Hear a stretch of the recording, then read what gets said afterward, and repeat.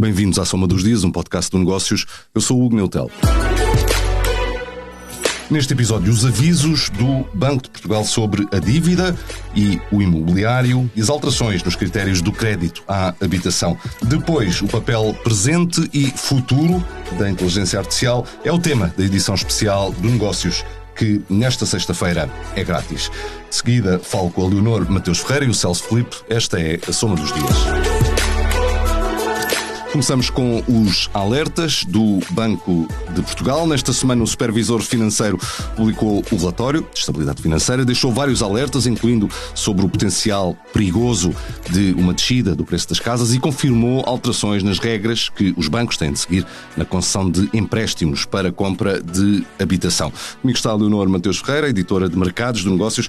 Olá, Leonor, já vamos a estes temas, mas eu primeiro proponho que olhemos para o tema da dívida, porque também aí Álvaro Santos Pereira mostrou algumas preocupações. Estou a falar naturalmente da dívida pública, disse que não podemos voltar a erros do passado. O que é que leva, no fundo, o Banco de Portugal a fazer este alerta? Não, como diz, este relatório de estabilidade financeira foi repleto de avisos e também de recados para o Governo. E na dívida foi exatamente um desses casos. A geopolítica foi inevitavelmente um tema dominante nos relatórios de estabilidade financeira, tanto do Banco de Portugal como do Banco Central Europeu, que foram apresentados esta quarta-feira, e há riscos nas ações, por exemplo, nos mercados bolsistas, mas na dívida já se está a fazer sentir este efeito. Por toda a zona euro há agravamentos das yields, portanto dos juros das obrigações soberanas, incluindo em Portugal. Aliás, falámos aqui exatamente na semana passada sobre isso, porque se te recordas, Portugal tinha acabado de fazer uma emissão de dívida há 10 anos, o prazo benchmark com o juro mais elevado desde 2014, isto é simbólico.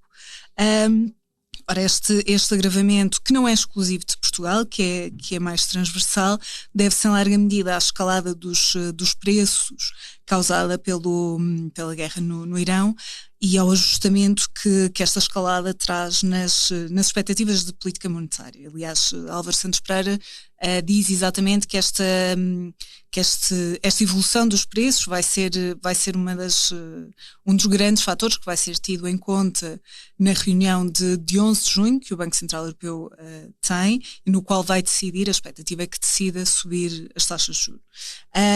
Mas voltando à dívida e respondendo à tua questão, o Governador do Banco de Portugal deixa um aviso ao Governo em relação a este tema da gestão da dívida pública, que é: estamos num bom caminho da diminuição do rácio, sabemos, mas é preciso mantê-lo.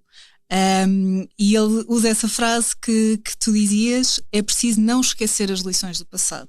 Ora, ele refere-se naturalmente ao elevado endividamento, e sabemos que temos feito um caminho de redução muito significativo. Chegou a ser de quase 130% do PIB no tempo exatamente anterior à vinda da Troika. Exatamente, e por exemplo, no ano passado, nós fechámos o ano com uma dívida abaixo dos 90%. É uma diferença muito grande. O Ministério das Finanças aponta este ano para 85% a 86%. É uma diminuição muito, muito relevante, que tem sido elogiada pelas agências de rating. Temos um rating em nível A, que é histórico. Agora, a mensagem do Governador é que este nível ainda é elevado. Apesar de tudo, ainda estamos a falar de mais de 80%. E Álvaro Santos Pereira faz aqui este alerta de que é preciso preservar uma trajetória sustentável para as finanças públicas. E não é só para as finanças públicas. Aliás, Álvaro Santos Pereira faz este alerta para o endividamento da economia, mas também para o endividamento das próprias famílias. Que nesta semana teve novos dados e que no fundo liga também com os temas que te proponho, Leonor, que falemos agora. É porque, e já vamos falar mais especificamente sobre os avisos relativos ao imobiliário, mas antes, o BDP, o Banco de Portugal, digo BDP porque é o nosso hábito, enquanto jornalistas muitas vezes referimos pelas siglas, mas o Banco de Portugal também confirmou alterações na chamada recomendação macroprudencial. Enfim, dito de outra forma, são as regras que os bancos têm de seguir quando concedem crédito à habitação. A crise no acesso à habitação é obviamente um tema sensível para o país, que já está a ser falado há bastante tempo, e estas alterações podem no fundo mexer neste mercado, digamos assim. O que é que está aqui em causa no fundo? Então, Antes de mais, deixa-me só explicar um bocadinho do que é que falamos quando falamos desta medida macroprudencial. Na prática, estamos a falar das limitações que os bancos têm que impor na concessão de crédito às famílias, e aqui estamos a falar de taxa de esforço, do rácio entre o valor do imóvel e o montante do empréstimo, da maturidade máxima do empréstimo, daqueles critérios todos que têm que ser cumpridos no momento em que a pessoa vai pedir um empréstimo, quer para comprar casa, quer para o consumo. Agora, já sabia que Álvaro Santos Pereira não estava feliz com a evolução do que tem sido na prática o cumprimento destas recomendações, e isto especificamente porque ele é um crítico da garantia pública concedida aos jovens até aos 35 anos na compra da primeira casa, e que permite financiamentos a 100% do imóvel, até 100% do imóvel. Em circunstâncias normais não seria possível. Exatamente, quando o valor recomendado é até 90%. Portanto, vai aqui além dessa recomendação. E isso, por sua vez, naturalmente implica prestações mais altas, também, obviamente, pelo fator do preço das habitações, e as prestações mais altas levam uma fatia maior do que é o rendimento familiar. Exatamente. E o governador, portanto, já sabia que ele era crítico, já sabia que o Banco de Portugal não estava feliz e que queria trabalhar aqui em algum tipo de alteração que se pudesse ajustar ao que considera que é mais adequado. O governador confirmou que uma notícia que aliás o Negócios tinha avançado, que a taxa de esforço máxima vai ser reduzida de 50% para 45%. Há aqui uma maior restrição à concessão de crédito às famílias, com o objetivo de aliviar um pouco as prestações. Além desta mudança, falou também pela primeira vez em mudanças nas maturidades, portanto, aqui ele não foi muito claro, mas fala de simplificar o regime, que neste momento tem uma espécie de sistema de escalões, consoante a idade do... São 3 escalões que poderão ser reduzidos. Exatamente. Agora, a questão aqui é que estamos a falar de uma recomendação. Ou seja, os bancos devem cumprir e de forma geral cumprem, e se não fizerem, têm que explicar ao Banco de Portugal porque é que não o fazem, podem ser questionados, e, por exemplo, dizer que a garantia pública é uma razão para ir além dos 90% do valor do imóvel é uma justificação, e está tudo bem em relação a isso. Mas a realidade é que o Banco de Portugal pode fazer estas alterações, mas a partir do momento em que existem propostas legislativas que vão num sentido contrário, os bancos podem incumprir. E é por isso também que vem a alteração mais relevante que o governador anunciou, que é Álvaro Santos Pereira já terá anunciado, ou estará prestes a anunciar ao governo, que pretende que estas medidas passem a ser vinculativas e por isso obrigatórias. Agora, sabemos que a crise da habitação, como dizias, é um problema grave. O governo tem feito com maior ou menor sucesso e com um impacto que tem sido muito questionado, tem trazido medidas direcionadas principalmente para os jovens, exatamente para tentar colmatar esse problema. Vamos ver qual é a abertura do governo para dar resposta a este pedido do Banco de Portugal. E todas essas alterações têm também o objetivo de diminuir o risco no sistema financeiro, claro.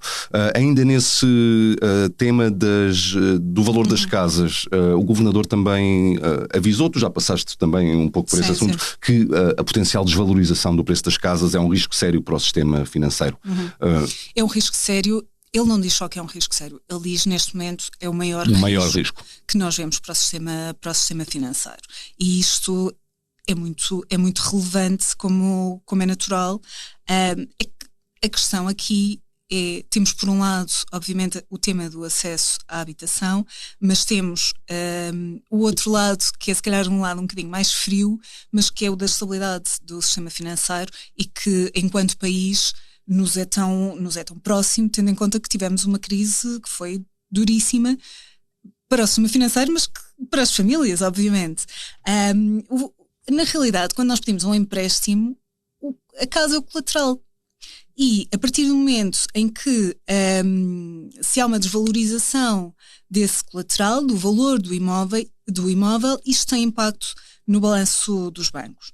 E o que Álvaro Santos Pereira alerta é que é um problema potencial que pode levar depois a incumprimento, como aliás vimos na crise financeira, e eu acho que é isso também que ele nos está a querer dizer quando faz aquele alerta sobre o passado, que nós tivemos níveis de incumprimento muito elevados.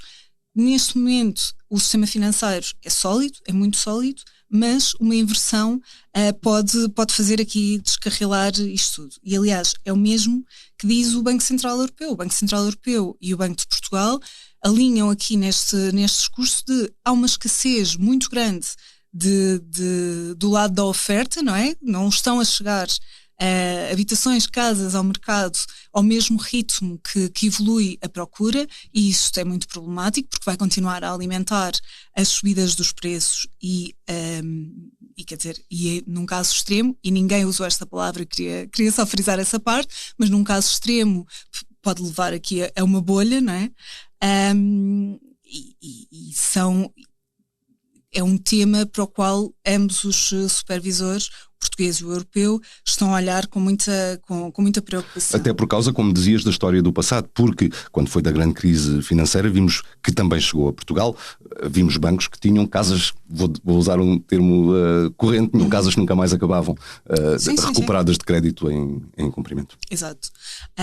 E aliás, deixa-me só trazer aqui, e voltando à parte das famílias, nós sabemos que grande parte, uma fatia muito significativa da riqueza das famílias é a casa.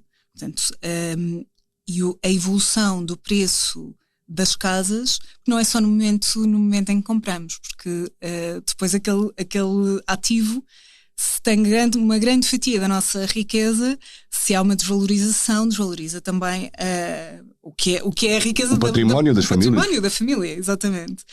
E deixa-me só trazer dados que saíram esta quinta-feira, que são também muito importantes sobre a situação financeira das famílias. É um inquérito que não é feito com muita frequência. A última vez tinha sido em 2020 e há agora novos dados publicados pelo INE referentes a 2024. E que nos dizem que a valorização das habitações justifica a grande subida da riqueza líquida mediana das famílias. Desde a pandemia estamos a falar de um aumento de 29%. E isto é pura e simplesmente pela valorização das casas que as pessoas têm. Mas, por outro lado, mostram também que para fazer face a essa subida as famílias são cada vez mais endividadas e há uma tendência de aumento nos casos de sobreendividamento. A percentagem de famílias em sobrecarga para pagar as suas dívidas, para fazer face às dívidas que têm, aumentou de pouco mais de 8% para quase 10%. Portanto, isto é uma evolução muito relevante e que, de alguma forma, dá razão a estas preocupações de Álvaro Santos Pereira. São dados importantes que continuaremos naturalmente a acompanhar. Obrigado, Leonor Mateus Ferreira, e os alertas do Banco de Portugal. E agora a inteligência artificial, num dia especial para os negócios. É a tecnologia que está na boca do mundo e que promete mudar a vida de cidadãos e empresas. A inteligência artificial é o tema da edição especial de aniversário do Negócios. Nesta sexta-feira temos muitos trabalhos e análises sobre o impacto da IA, o impacto que já existe e aquele que pode vir a existir. E já agora é grátis, é só ir a uma banca e levar o seu exemplar, a oferta é nossa. Comigo está o Celso Filipe, diretor adjunto de Negócios. Viva, Celso! Podemos olhar para esta nossa edição especial como uma proposta de reflexão? Hugo, é mais do que uma proposta de reflexão, é um pontapé de saída para uma iniciativa editorial que queremos prolongada no tempo, à semelhança daquela que temos, que é a Sustentabilidade 2030, ou seja, acreditamos que a inteligência artificial não é um modismo ou é uma inconsequência, é algo transversal que incide sobre todos os setores, todos os setores económicos e toda a nossa vida enquanto cidadãos. É um desafio constante e, portanto, neste contexto, consideramos que vale a pena, muito a pena mesmo, ter um olhar dedicado e permanente sobre a evolução desta tecnologia, que é muito mais do que isso, é também uma nova forma de encarar o mundo e de lidar com a realidade.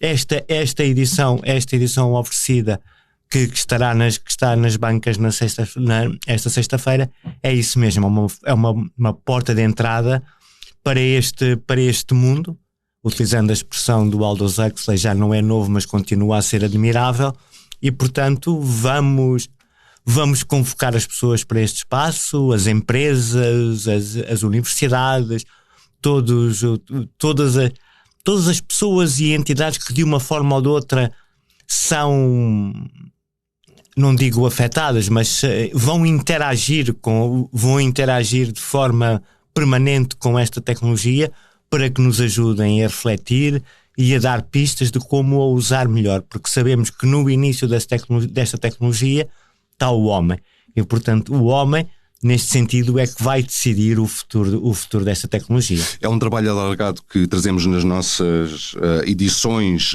a impressa, que mais uma vez é gratuita, e também que serão refletidos na edição online, em que também levantamos o véu sobre como muitas empresas já estão a lidar com a IA. Sublinho aqui, por exemplo, um mero exemplo. A DST, por exemplo, cortou 80% do tempo que demora no tratamento de certas tarefas, libertando profissionais para tarefas de maior valor acrescentado. Tentamos aqui ter um leque, digamos assim, sobre uma visão alargada sobre aquilo que a IA representa para as famílias e para as empresas. Sim, vamos ter uma visão alargada, quer o impacto para o mundo empresarial, mas também em setores determinantes como os da segurança e da defesa. Vamos ter muita e boa opinião. Vamos ter naturalmente também o impacto desta ferramenta nos mercados financeiros, e vamos ter uma entrevista ao Manuel Dias, CTO do Estado, e que aceitou ser presidente do Conselho Estratégico da nossa iniciativa, denominada IA, o que vem a seguir, o que muito nos honra. E significa também que há um empenho de todas as entidades, sejam elas públicas ou privadas, neste arranque de um processo que queremos não apenas de reflexão no sentido, não é contemplativo. Vamos, como te disse, promover várias iniciativas no sentido de analisar e dar receitas sobre como é que se pode lidar e de que forma é que a IA nos pode ajudar a todos, enquanto cidadãos, enquanto empresas e enquanto sociedade e enquanto Estado, a fazer melhor. Aliás, o Estado, como se sabe, está em pleno processo de uma reforma cuja componente tecnológica é decisiva, e portanto, como te disse, este é o pontapé de saída para essa iniciativa que queremos e que acreditamos que vai ser determinante para a sociedade portuguesa. E como nós, noutras circunstâncias, o Negócios tem sido pioneiro, por exemplo, foi na questão da sustentabilidade. Em 2020 arrancámos com essa iniciativa, quando ainda para muitos a sustentabilidade era apenas uma palavra. Nós já percebíamos que era muito mais do que isso, como se veio a revelar. E a IA é muito mais do que uma sigla, e é também por isso que achamos que é importante ter um espaço que seja constante de análise e de informação sobre as novidades e sobre tudo aquilo que a IA pode aportar às nossas vidas. E nós cá estaremos para o que vier a seguir. Obrigado, Celso Filipe, e a Inteligência Artificial numa nova iniciativa do Negócios. Assim terminamos mais um episódio da Soma dos Dias. Marcamos encontro para de hoje a 8, porque em todas as semanas há histórias para contar. Obrigado por ouvir. Até lá.